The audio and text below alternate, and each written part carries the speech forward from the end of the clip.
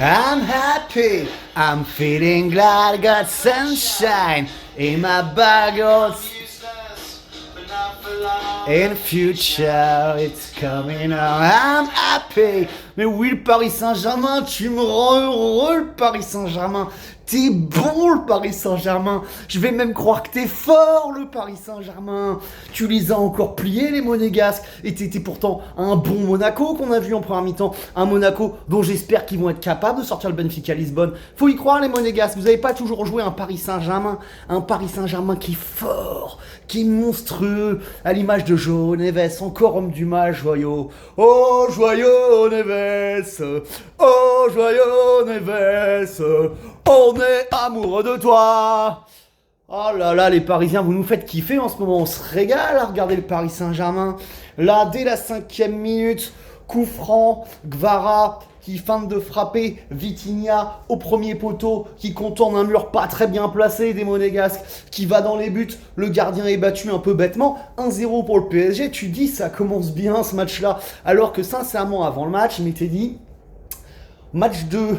Entre Coupe d'Europe, comme ça, on fait un peu tourner, on a 10 points d'avance, je sens bien les Monégasques nous accrocher. En plus, l'histoire de prolonger les mecs, de faire la cérémonie un peu avant le début du match, tu vois, c'est le genre de truc qui parfois peuvent pas te réussir et se retourner contre toi. Mais bon, sur le podium, là, t'avais Luis Enrique, Vitinha, Hakimi, Nuno Mendes qui étaient tout contents de prolonger, et ça nous a pas plombé du tout. Le PSG aligné avec Gigio, João Neves arrière droit à la place de Zahir Emery, Hakimi qui soufflait, Zahir qui est blessé, a montré João Neves.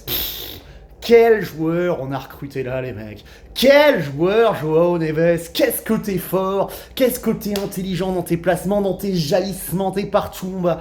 Quel cœur il a, le mec. Techniquement, il est fort. La passe, il est... Mais c'est un joyau. C'est un délice, João Neves. C'est le meilleur joueur qu'on a recruté depuis Marco Verratti quand il arrive.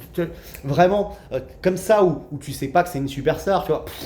Quel joueur, quel joueur.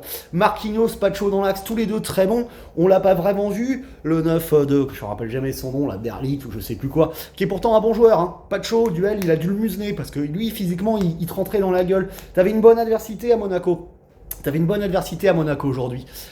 Et à gauche, tu avais commencé avec Nuno Mendes. Et cette défense a été surprise 2-3 fois par des Monégasques. À un moment, Minamino, ils sont 3 dans la surface. Il la relaye côté gauche.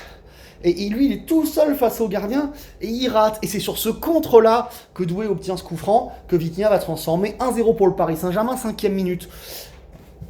Là... Quand tu fais un premier quart d'heure de très haut niveau, le PSG, tu récupères tous les ballons, tu as 70% de possession, mais les Monégasques sont là dans l'impact, tentent de te mettre des comptes, te mettre la pression, et sur un d'entre eux, à la 15e minute, Zakaria se faufile dans la surface, fait un peu feinte de centrer, tire fort au premier poteau, Donnarumma est battu parce qu'il anticipe. Je vais pas te tomber dessus, Gigio, parce que si t'anticipes et que tu la sors, on te dit tous bravo. Mais là, t'anticipes et tu la prends premier poteau. Moi, je préfère que le gardien, tu restes sur ton premier poteau. Parce que si je suis attaquant, que j'arrive dans la surface, que je vois le mec qui bouge, je tire tout droit, c'est plus facile que de trouver un mec au centre entre les deux autres, tu vois. Bon, après, il était passé un peu facilement.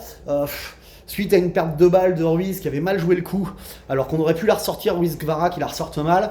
Et bon, bah, un partout. Tu te dis, fait chier, merde. Le PSG... On était bien dans ce match, on aurait dû gérer ça tranquille, et on gère pas tranquille. Au milieu de terrain, t'avais donc Vitinha, Ruiz et Doué. Doué qui a fait quelques très belles percées dans cette première mi-temps, très intéressant dans ce poste-là, parce que du coup, il nous donne beaucoup plus de verticalité dans le jeu, on va beaucoup plus vite vers l'avant avec Doué comme ça qui percute. Et t'avais commencé avec Ousmane dans l'axe, Gvara à gauche et Barcola à droite. Tout ça a beaucoup permuté. Dès le début du match, t'as vu un Gvara qui était mieux déjà aujourd'hui. Mieux dans ses feintes, dans ses dribbles, mieux dans la course pour récupérer les ballons. Il commence à prendre un peu de coffre. Voilà. C'était pas génial, mais il y avait des combinaisons, il y avait des choses comme ça. Partout à la mi-temps, le PSG, avec un but refusé. João Neves qui la sort, semble-t-il, de la ligne de but pour la redresser au dernier moment pour Barcola à la 35e minute, bah, Tu vois, pourquoi il n'y a pas de ligne technologie, là, pas goal line, mais ligne technologie? Pourquoi on ne peut pas vérifier qu'elle est sortie ou pas vraiment complètement, comme tu as pu voir sur le but de Doué, où en fait elle était de ça au-dessus de la ligne, pas à la base du ballon, ça au-dessus de la ligne. Là, sur l'angle que tu nous montres, c'est pas très clair, c'est pas très net. Comment le juge de touche, il voit à 25 mètres que c'est comme ça? Qu'est-ce qui se passe s'il lève pas son drapeau et que tu marques? Tu nous le refuses comment, celui-là, la VAR?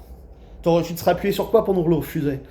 Donc là, bon, voilà, tu nous le lèves, peut-être qu'elle est sortie, on va pas polémiquer, on a gagné, mais c'est pas normal qu'au 21e siècle, technologiquement, on soit pas capable de voir quand une balle franchit entièrement le ballon, tout autour du terrain, quand c'est sur une action qui amène un but. Tu vois, que ça soit une touche, un corner, un 6 mètres, tout ce que tu veux, quand il y a un but, on devrait avoir une technologie qui permet de checker ça. Qu'il n'y ait pas de discussion possible, tu vois, voilà, ça serait plus cool. Un partout à la mi-temps, le PSG en début de deuxième mi-temps, fait passer Gvara dans l'axe, Dembélé à droite. Moi j'étais content parce que je pense que Gvara est très intéressant dans l'axe, parce qu'il peut combiner, comme il a vraiment cette faculté à combiner avec les joueurs, il a besoin de s'appuyer, de se remiser, de choses comme ça, plutôt beaucoup plus que d'y aller en percussion tout seul sur son côté. Dans l'axe il est très bon.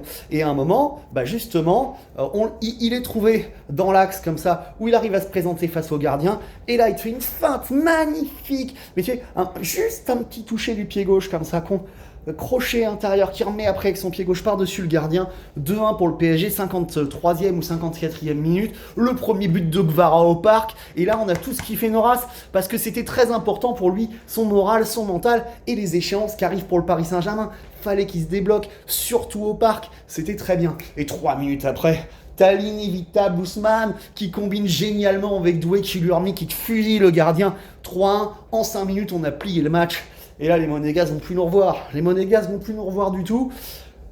Ils vont essayer. On va faire rentrer Lee, on va faire rentrer Ramos. On va sortir Barcola et Doué pour faire rentrer Hernandez et Lee.